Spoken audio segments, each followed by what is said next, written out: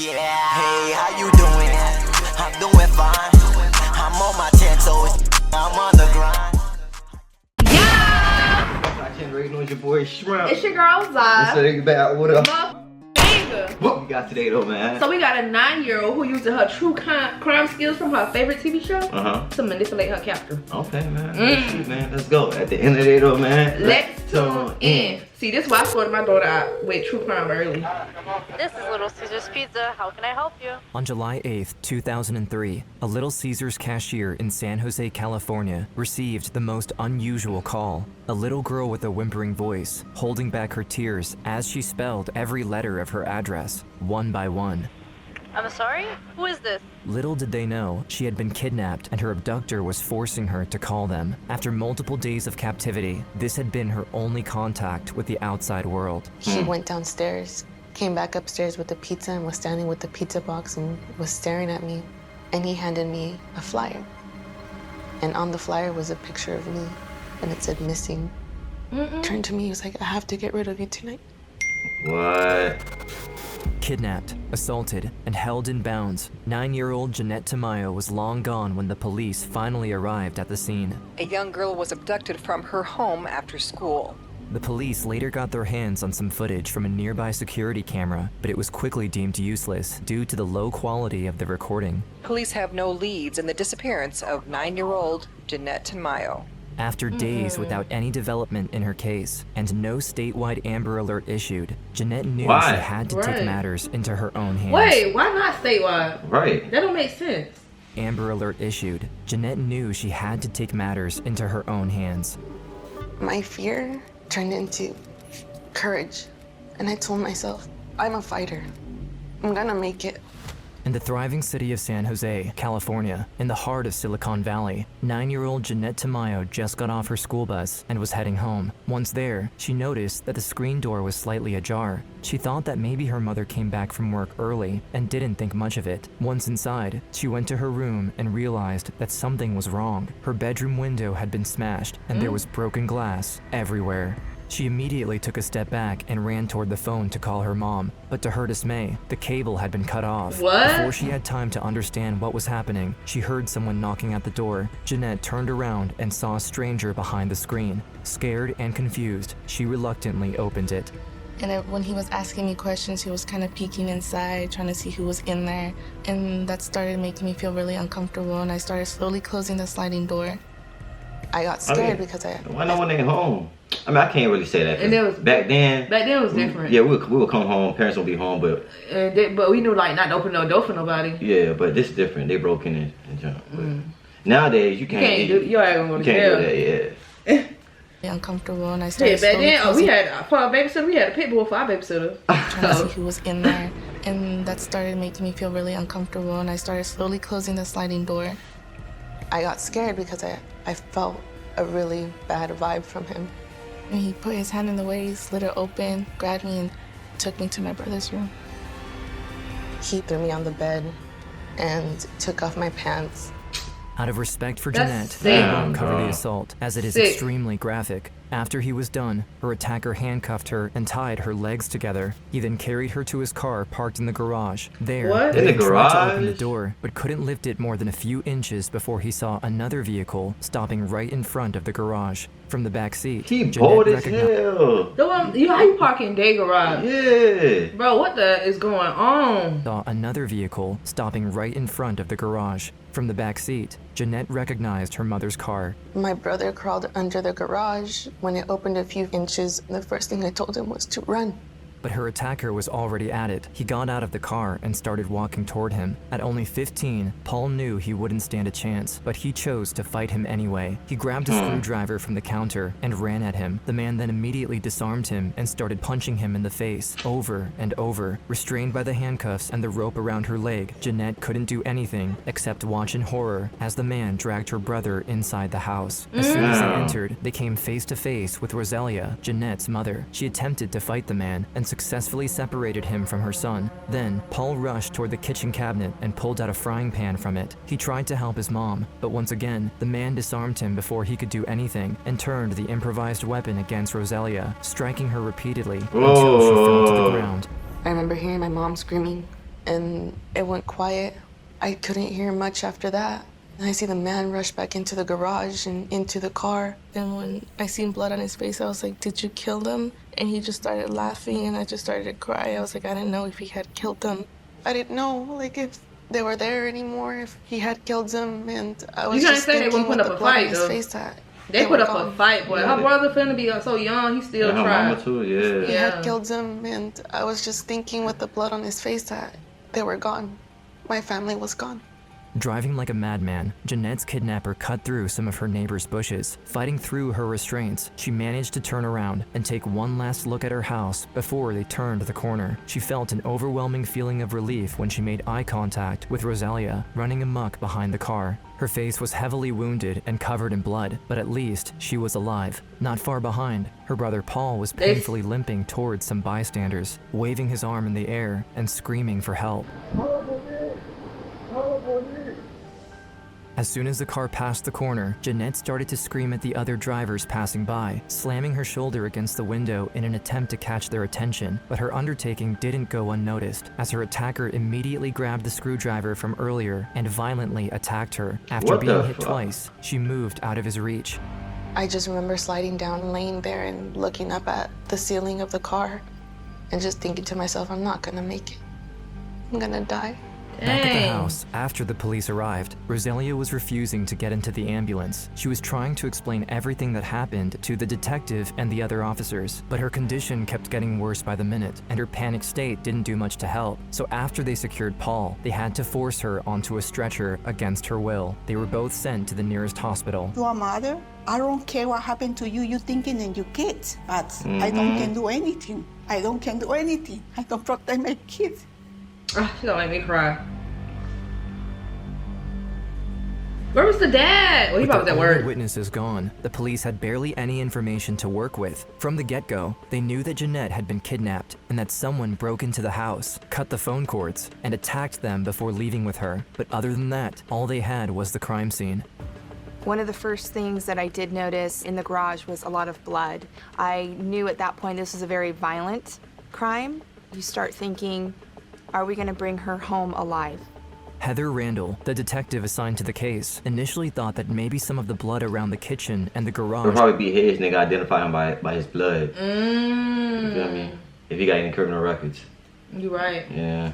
The detective assigned to the case initially thought that maybe some of the blood around the kitchen and the garage belonged to Jeannette. As her forensic team were grabbing samples and examining the scene, she also called in handlers and bloodhounds to get the search started as soon as possible. But sadly, this didn't lead them very far, since neither Jeannette nor her attacker were injured during the initial attack. As this was happening, she also noticed a security camera in the driveway of one of the neighbors. By reviewing the footage it captured in the last hour, they were able to establish a rough timeline of the events. 30 minutes before Jeannette arrived, her attacker smashed her bedroom window and burglarized the house. He then went back to his car and waited for Jeannette to arrive. Afterward, he followed her and knocked at the door. He then assaulted her in the bedroom for almost 30 minutes, at which point they headed to the garage. Meanwhile, Paul and Rosalia made it to the house. In the last bit of the recording, we can clearly hear Rosalia and Paul screaming for help.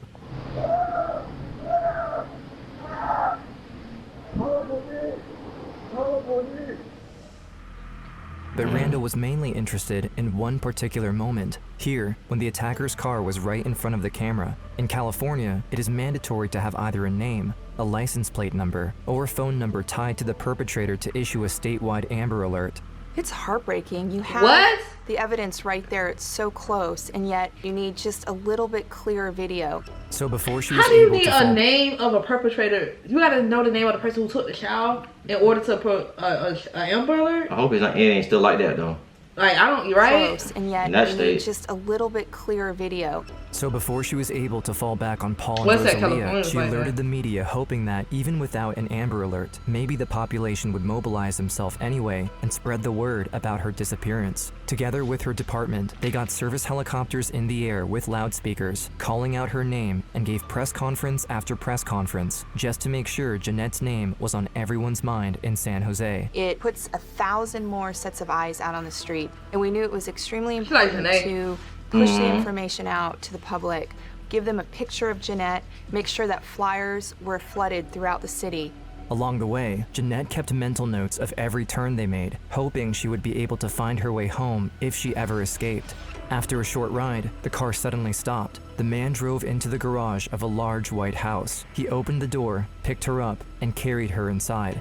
There, he went up the stairs to the second floor and opened a locked door. Behind it was a very small room with a TV, a little window, a bed, and a bathroom. He threw her on the ground and approached her with a menacing look.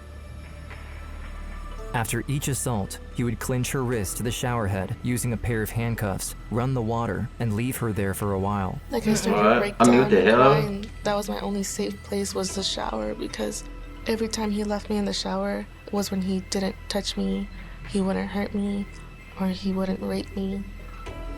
The next morning, the aftermath of the kidnapping took its toll. While the rest of the Tamayo family gathered around Rosalia in San Jose, the police asked some of the family members to take part in the public address.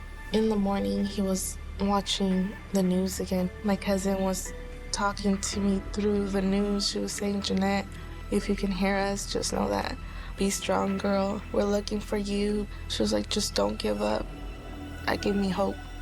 That gave me the strength. Either I'm going to fight to get out of here or die trying. During 9 her years second old, day of gotta think like captivity, that. Jeannette started to plan out what would be her best course of action against her abductor. Because my life was at risk, I said to myself, I have to have a conversation with him so he gains my trust. So she tried to ask him the most casual question she could think of. So I remember asking him, "Where are you from?" Her attacker turned around with a dubious look on his face. He stood up, looked at her straight in the eyes, and for the first time since he kidnapped her, smiled. An intense feeling of disgust filled her chest. At that moment, she wished she could have spit at his face, stab him in the back with his screwdriver, or any other acts of retaliation one could think of. But instead, she listened to her instinct. She smiled back, trying to look as innocent as possible. She then asked him if she could get a glass of water. He handcuffed her and for the first time, left her alone in the room while he went down the stairs to go and get it. Now by herself, she started to nervously tinker with the handcuffs since she had noticed that the lock didn't require any key. It was mechanical. I remember feeling with my fingers a little Well, that's button good. and like a latch. I realized that if I moved the latch one way and pressed that button, the handcuffs would release. Man, he got them play handcuffs. Them family got the handcuffs. Yeah. Back then. Why? Moved the latch one way and pressed that button, the handcuffs would release. Now freed, she knew she only had a minute to think of something useful, something that could either save her or maybe help the police find the culprit if she ended up getting murdered. My brother and I would always watch CSI, Law and Order, and the detectives on the shows would always look for clues. Swiftly, she grabbed the watch the man left on the nightstand. Then, she rushed to the other side of the room, where the man had placed a few toys for her to play with. She grabbed a little clay turtle out of them, and finally, she ran by the bathroom and grabbed her underwear. She remembered that the CSI cast often used the victim's underwear in sexual assault cases, and she wanted him to be punished for what he did to her. But soon enough, her investigation was cut short as she began to hear the heavy footsteps of her kidnapper walking up the stairs. I jumped back on the bed, put the handcuffs on, and once he walked through the door, he just looked at me, and in my mind I was hoping, please don't touch me, because I had things on me that I was afraid that he might find. On the third day, Jeannette's family was devastated by the lack of progress the case had made. Despite the incredible amount of effort pulled by Randall, the police still had nothing on hand that could lead to her location. When the police tried to tell Rosalia that past the 48 hours mark, most kidnapped children are never found, she refused to listen. I feel very sad because you scared. This bid. You couldn't tell me nothing, but I would not stop looking for my child. I would not. I don't care. I don't care how what you saying, boy. Desperate I look, how crazy I sound, what hell I have to raise. I would not never stop looking for my Refused to child. listen. I feel very sad because you're scared. My daughter, she's a little kid. She has only 10 years. I asked the police what happened with my daughter. When my daughter came by, say, maybe never. I'm screaming a lot. My daughter I don't see for 3 days. I don't feel comfortable because I don't protect her. I don't protect her, I don't feel good.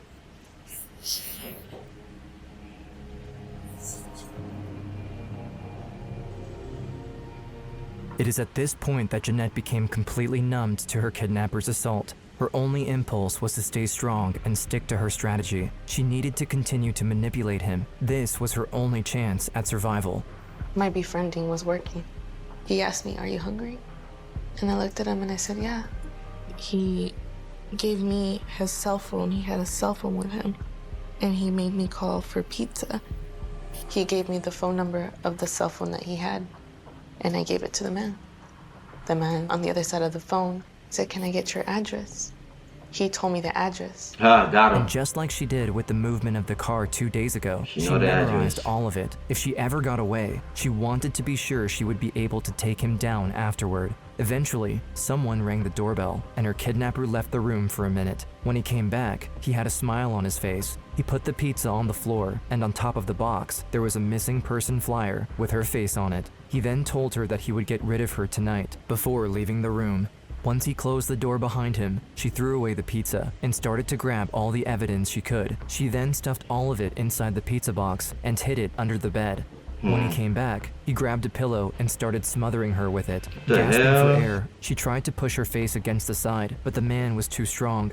As the lack of oxygen started to take its toll, she felt an immense rush of adrenaline running through her body, and in one final push, successfully slid her face to the side, enough so that she was able to take one last breath. As soon as 5 seconds later, after I got some air, he pulled the pillow off and he asked me, "Do you want to take a shower?"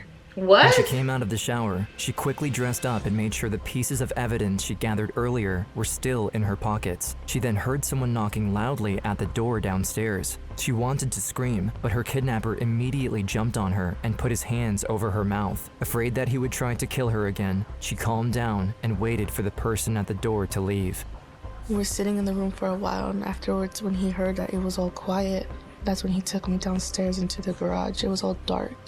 He then forced her into his car, put her back in handcuffs, and started driving. The ride was long, and Jeannette couldn't stop crying and screaming. Midway through it, she took a second to calm herself down in an attempt to make some sense of what had happened to her so far. I remember just crying to myself and Bro, that's just a saying, lot going through her mind. At 9 years At old. 9 years old, bro. That's what I'm saying. That is a lot. She And had trying to, to be like- calm and everything. She had to really like grow, because 9-year-olds, they don't have that emotional intelligence like that. So she really had to lock in. It's crazy. Some sense of what had happened to her was so smart. far. I remember just crying to myself and just saying, I did the best I could. I was just preparing myself for my own death. But even then, she hadn't fully given up yet.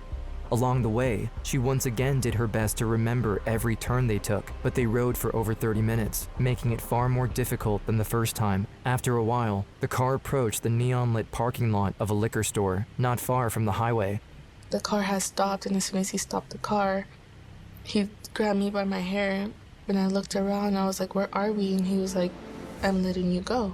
And when he grabbed me by the back of my head, by my hair, he pulled me towards him. He was like, "If you ever tell anybody what I did or who I am or anything about me, I will come back for you and I will kill your family and I will kill you too." As her kidnapper left, she ran toward the liquor store. She couldn't believe she succeeded. She somehow gained his trust. These thoughts and emotions flooded her mind, and before she knew it, she was face to face with the cashier. I was just all kinds of emotions in one, and I remember the gentleman that was behind the counter looking at me and asking me, "Are you okay?" And then he said, "You're the little girl from TV." The man behind the Bro, counter what was the whole point? And then you really think you're going to put that much fear in a 9-year-old? He really thought that because she a child, he could... Like, yeah, it scared her not to say anything at all. He didn't think she was that smart. And she left all that evidence there, you know, and she know the address. You gave her the address. Come Like, on now. man. He said, "You're the little girl from TV." Even if she don't know the address, well, they could track the damn number that you called. Because you remember the number. Yeah, from the little Caesar spot, bro. Mm-hmm. And then he said, "You're the little girl from TV." The man behind the counter didn't hesitate. He handed her the phone, and when he realized she was distraught, picked it back up and called 911 himself. She said, "Let me use the phone." I said, "Okay, here's the phone." When she started dialing the phone, She was panicking, scared. She don't know how to dial the number. Once the San Jose police got word that Jeannette had been located in East Palo Alto, they immediately reached her. Detective Randall was overjoyed to finally see the little girl with her own eyes. Y'all didn't save her her though. mind, she knew they needed to act quickly if they ever wanted to get their hands on the culprit. I walked up to her and I said, hello, Jeannette. My name's Heather, and I'm here to help you. And before I really said anything else, she let me know that she had some evidence in her pocket. She proceeded to pull the toys, her underwear, the kidnapper's watch, and other items out of her pockets. Shocked to see how clever the little girl was, Randall asked her if she had anything else that could help them catch him. Jeannette asked for a sheet of paper and drew the house, bits of the address, his exact phone number, and every other piece of information she could remember from her time with the kidnapper. Noticing how knowledgeable she was, Randall asked her a decisive question. I asked her, do you think you can find his house? She said, I think I can. And she said that she could direct us by saying right or left, right or left. While the police were heading back to San Jose to look for the man's house, another officer started to call every pizza place in the area to see if they could match the phone number to like a I complete said, address. yeah. But Like before I they knew said, it, they were already closing in on the place as Jeannette shuddered with excitement in the back of the patrol car. I felt brave. I think that's why I stood up in the back of the car and started yelling and saying, that's it. A few minutes later, Randall received a confirmation from the pizza place that this was, in fact, the right address, so she ordered a tactical team and a K-9 squad to raid the home. Our SWAT team then put a plan in place to go and take him into custody. They had a layout of the home from Jeannette, and they went in and were able to determine that he was hiding up in the attic. The suspect, David Montiel Cruz, attempted to evade arrest and threatened the officers inside the house, so they unleashed the dogs at him. He suffered multiple injuries on his arms and was escorted outside of the house. Oh, they tore his ass up. Inside, Heather also found the evidence-filled pizza box under the bed. Police say they know little about the background of the suspect. He was arrested at this house early yesterday morning. The district attorney's office filed 9 felony charges against Alvarez, including sexual assault, burglary, forcible lewd acts, rape, battery, and a special circumstance. After the arrest, Rosalia was called, but emergency services needed to get Jeannette into the ER as soon as possible. After all, she'd been stabbed, and the wounds had yet to be treated, so Rosalia and Paul followed them and finally got reunited with her once she was stabilized. I remember them taking me to the hospital, running tests on me. I remember opening the door and seeing my mom. And her face was so bad. Like, she didn't even look like my mom. I think she touched my mom's face. She said, you're hurt. You know, she was so brave. She didn't care about herself. She was worried about us. You're everything to me, you and Paul were. Yeah. Very happy because I met my dad. For example, it's when she born, second time for me. The following years have not passed easily for Jeannette. For a time, she dealt with her personal pain on her own. She would never leave the house, stuck in the clutches of a paralyzing fear of men and the outside world. But when she was 15 years old, after 6 years of therapy, something clicked. She finally decided to face her fear and do something about it. 12 years later, TV producers reunited her with Heather Randall, the detective who, with a little help from one clever 9-year-old, put an end to the rampage of David Montiel Cruz and put him behind bars for life. Good. Good. I hope that bitch. I hope he died. I never really got the chance to come back and tell you guys thank you for everything that you did. I really appreciate it.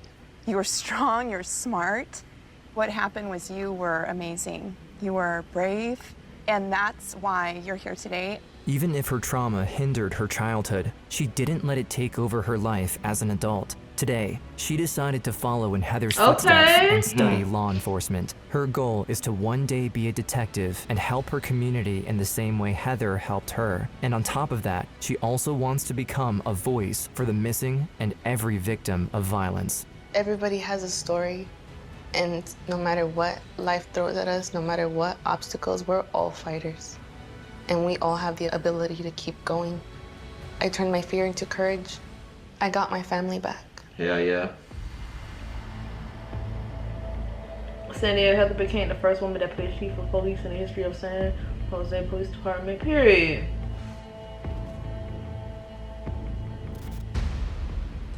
Okay. Okay then. Alright. Y'all want more like stories like this, know what I'm saying? We got y'all. Comment below, know what I'm saying? Recommend your favorite. Yeah, get us some links and everything, man. We got y'all. Alright, man, we gone. At the end of the video, man, y'all know what's up. Make sure you like, subscribe, comment, share, notification bell. Cause you know what, hey, baby, that's gang.